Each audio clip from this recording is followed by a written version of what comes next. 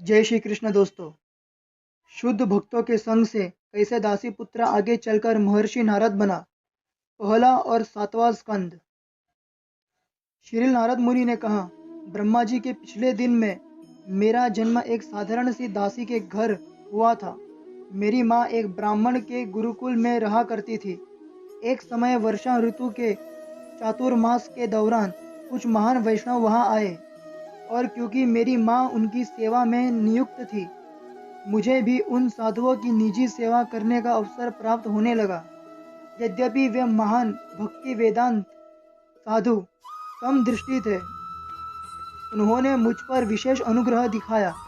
उस समय यद्यपि मैं छोटा बालक ही था, मैं आत्म संयमित था, आवश्यकता से अधिक बातें नहीं करता था और अन्य बच्चों के समान खेलकूद तथा शरारत करने में मेरी कोई रुचि नहीं थी। एक दिन उनकी अनुमति लेकर मैंने उनके भोजन का उच्छिष्ट ग्रहण किया। इस कार्य से मेरा समस्त पाप नष्ट हो गए। उन महान साधुओं की सेवा से मेरे हृदय में भगवत भक्ति के प्रति आकर्षण जागृत होने लगा। उनके संग में मैं भगवान श्री कृष्ण की दिव्य मधुर लीलाओं को सुनने लगा।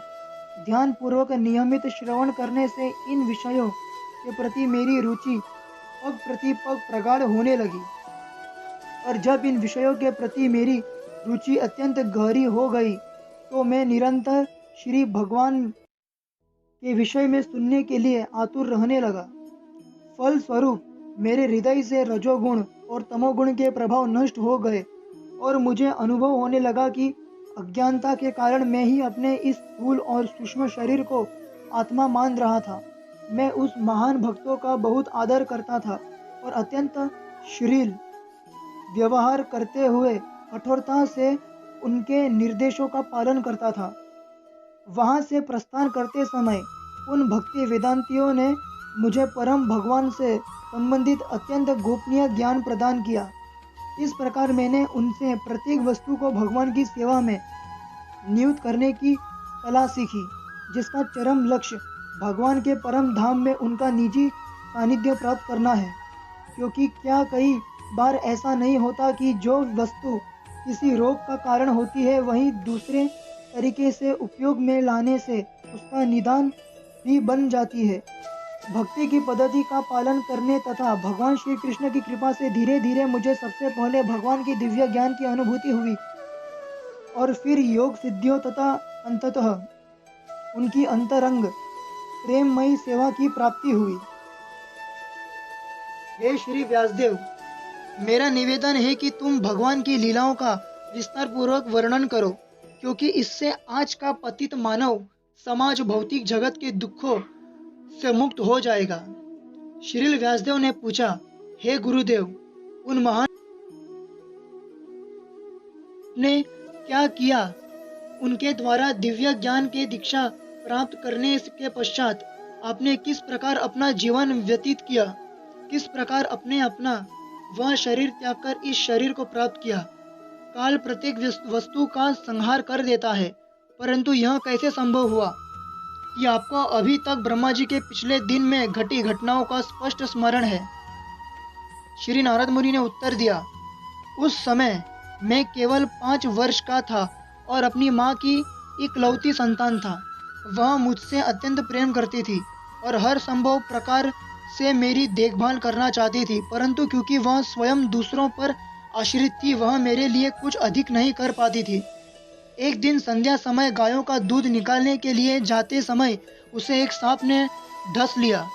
तत्क्षण उसकी मृत्यु हो गई। मैंने इस घटना को भगवान की कृपा के रूप में देखा, क्योंकि मैं जानता था कि भगवान सदैव अपने भक्तों का परम हित चाहते हैं। यद्यपि उस समय मुझे अपने गांव से बाहर जाने का कोई अनुभव नहीं था, मैंने तुरंत अपना घर त्याग दिया और उत्तर दिशा की ओर निकल पड़ा। नाना शहरों, कस्बों, गांवों, खेत खलिहानों, वनों, पर्वतों तथा घाटियों से होता हुआ मैंने एक ऐसे घने जंगल में प्रवेश किया जो सर्पों, उल्लुओं तथा भेड़ियों से भरा था। क्योंकि मैं भूख, प्यास तथा मानसिक एवं शारीरिक थकावट से त्रस्त था, वहां पहुंचकर मैंने एक सरोवर से जल पिया और स्नान करके तरोताजा हो गया। तत्पश्चात मैंने निकट ही खड़े एक विशाल वटवृक्ष की छाया में बैठ गया और जिस प्रकार मेरे गुरुओं ने मुझे सिखाया था, मैं अपने हृदय में स्थित परमात्मा पर ध्यान करने लगा। जैसे ही मैंने अपना मन भगवान के श्री चरणों पर केंद्रित किया, मेरे हृदय में दिव्य प्रेम उमड़ पड़ा। मेरी आंखों से अविरल अश्रुपात होने लगा। भगवान श्री कृष्ण मेरे हृदय रूप कमल पुष्प पर प्रकट हो आए। अपने प्रिय स्वामी को देखकर मैं आनंद में इतना भाव विभोर हो गया कि मेरे शरीर का अंग प्रत्यंग आध्यात्मिक शक्ति एवं भावनाओं से ओतप्रोत हो उठा। इतना ही नहीं, मैं उस आनंद में इस तरह तल्लीन हो गया कि मैं स्वयं को एवं भगवान दोनों को देखने की दृष्टि खो बैठा। भगवान का दर्शन व्यक्ति को इतनी गहरी संतुष्टि प्रदान करता है कि उसका वर्णन शब्दों की पहुंच से बाहर है। इसलिए दृष्टि से भगवान का दर्शन ओझल होने पर मेरा मन अत्यंत उद्विग्न हो उठा। मेरे मन को गहरा आघात पहुंचा।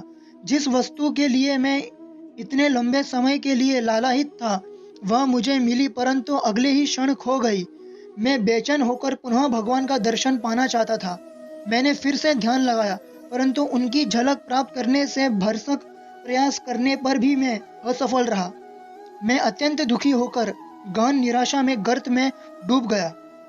उस एकांत स्थान में मेरी गंभीर चेष्टाओं को देखकर भगवान मेरे दुखों को दूर करने के लिए अदृश्य रहते हुए गंभीर शब्दों में ये वचन कहे। श्री भगवान ने कहा, हे नारद, मुझे यह कहते हुए खेद हो रहा है कि इस जीवन में तुम पुनः मेरे दर्शन नहीं कर पाओगे, क्योंकि जो व्यक्ति पूरी तरह भौतिक कल्मशों से मुक्त नहीं होता, उसका मेरे पास आना अत्यंत दुष्कर है। तुम्हारे ऊपर विशेष अनुग्रह करते हुए मैंने इसलिए तुम्हें अपनी छोटी सी झलक दिखाई, जिससे मुझे प्राप्त करने की तुम्हारी उत्कंठा और अधिक बढ़ जाए और तब मुझे यथाशीघ्र प्राप्त करने की लालसा में तुम समस्त भौतिक इच्छाओं से मुक्त हो जाओ। मैं तुम्हें पूरा आश्वासन देता हूँ कि मेरी कृपा से न तुम्हारी भक्ति में कोई बाधा नहीं आएगी और सृष्टि एवं प्रलय के बाद भी तुम्हारी स्मरण शक्ति यथावत बनी रहेगी। इस प्रकार इस घृणित भौतिक संसार को त्यागने के पश्चात तुम आध्यात्मिक जगत में मेरा सानिध्य प्राप्त करोगे। श्री नारद मुनि ने कहना जारी रखा। यह कहकर भगवान शांत हो गए। उनके प्रति अगाध कृतज्ञता का अनुभव करते हुए मैंने उन्हें प्रणाम किया। तत्पश्चात मैं पूरी तरह संतुष्ट रहते हुए विनम्रत तथा द्वेष रहित होकर संपूर्ण पृथ्वी का भ्रमण करने लगा। समस्त सामाजिक रीतियों की उपेक्षा करते हुए मैंने भगवान के पवित्र नामों तथा उनकी महिमाओं का निरंतर गान करने लगा। समय बीतता गया और कुछ समय पश्चात भगवान का स्मरण करते हुए मेरी भेंट मृत्यु से हुई। उस समय तक मैं समस्त भौतिक आसक्तियों से मुक्त हो चुका था। तत्क्षण मुझे एक ऐसा दिव्य देह प्राप्त हुआ जो भगवान के पार्षदों के लिए उपयुक्त होता है। पुराने शरीर की मृत्यु तथा नए शरीर की प्राप्ति एक साथ उसी प्रकार हुई जिस प्रकार आकाश में बिजली और गड़गड़ाहट एक साथ दोनों होती है। ब्रह्मा जी के दिन की समाप्ति पर जब भगवान नारायण प्रलय के जल में लेटे थे, उस समय में ब्रह्मा जी तथा भौतिक तत्वों के साथ ही भगवान की श्वास से उनके शरीर के भीतर प्रविष्ट हो गया। वह ब्रह्मा जी ने गर्भोदक्षाय विष्णु के रात्रि काल समाप्त होने तक विश्राम किया, जो 4 युगों के 1000 चक्र जितनी अवधि होती है। तत्पश्चात में ब्रह्मा जी के पुत्र रूप में अन्य ऋषि महर्षियों के साथ प्रकट हुआ, परंतु मेरा प्राकट्य उन सबसे अलग पूरी तरह दिव्य था। भगवान विष्णु की अतिशय कृपा के कारण मैं उस समय से समस्त भौतिक एवं आध्यात्मिक जगतों में निर्बाध भ्रमण करने लगा और भ्रमण करते समय में भगवान श्री कृष्ण द्वारा ही गई इस वाणी पर सतत उनकी महिमाओं का गान करता रहता हूँ।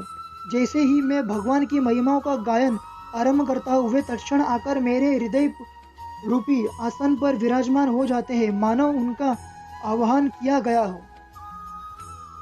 हे व्यास, अब मैं तुम्हें अपना प्रत्यक्ष अनुभव बताता हूँ। इस संसार की पीड़ित जीवात्मा को अज्ञानता के दुख भरे सागर से पार ले जाने का केवल एक ही मार्ग है कि उन्हें भगवान के पवित्र नाम तथा लीलाओं के निरंतर कीर्तन रूप नौका में सवार कर दिया जाए।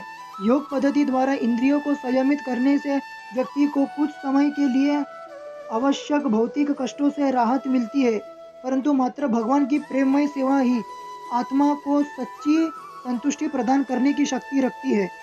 यह कहकर नारद मुनि ने अपनी वाणी बजाते हुए आकाश मार्ग द्वारा वहां से प्रस्थान किया। तब श्री व्यासदेव सरस्वती नदी के पश्चिमी तट पर बैठ गए। शुद्धिकरण के लिए जल का स्पर्श करते हुए उन्होंने अपने निष्पाप मन को भगवान पर केंद्रित कर लिया। ध्यानावस्था में उन्होंने भगवान को देखा और साथ ही उन्होंने उनके पीछे चल रही उनकी बहिरंगा माया को भी देखा, जो पूरी तरह से उनके नियंत्रण में थी। उस बहिरंगा शक्ति द्वारा निर्मित माया को केवल भक्ति योग की विधि द्वारा ही नष्ट किया जा सकता है, और क्योंकि जन सामान्य उस विधि से अनजान था, श्री व्यासदेव ने इस महान ग्रंथ श्रीमद् भागवतम की रचना की। इस अद्भुत ग्रंथ के श्रवण मात्र से तत्क्षण हृदय में भगवान श्री कृष्ण के प्रति दिव्य प्रेम भक्ति अंकुरित हो जाती है और शोक मोह तथा भय रूपी अग्नि का पूर्णतः शमन कर देती है। ब्रह्मा जी के पूर्व कल्पों में नारद मुनि उपबर्हण नामक एक गंधर्व थे। उपबर्हण नाम के एक गंधर्व थे।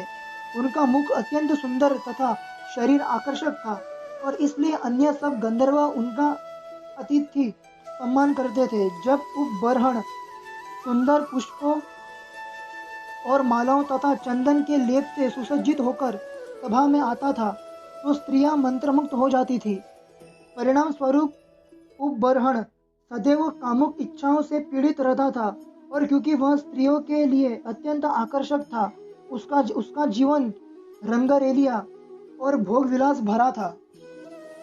एक समय देवताओं ने भगवान का गुणगान करने के लिए संकीर्तन उत्सव का आयोजन किया। उसमें सब गंधर्वों और अप्सराओं को निमंत्रित किया गया। उनकी स्त्रियों से घिरा उपबर्हण भी वहां पहुंचा और उनके संग में मूर्खतावश अन्य देवताओं का गुणगान करते हुए गीत गाने लगा। इन दो अपराधों के कारण कामुक स्त्रियों के संग में संकीर्तन में सम्मिलित होने तथा लौकिक गीतों को कृष्ण कीर्तन के समान मानना, प्रजापतियों ने उसे तुरंत शूद्र शरीर में जन्म लेने का श्राप दे दिया। परिणाम स्वरूप उपबर्हण को एक साधारण दासी के घर जन्म लेने के लिए बाध्य होना पड़ा। जय श्री कृष्ण।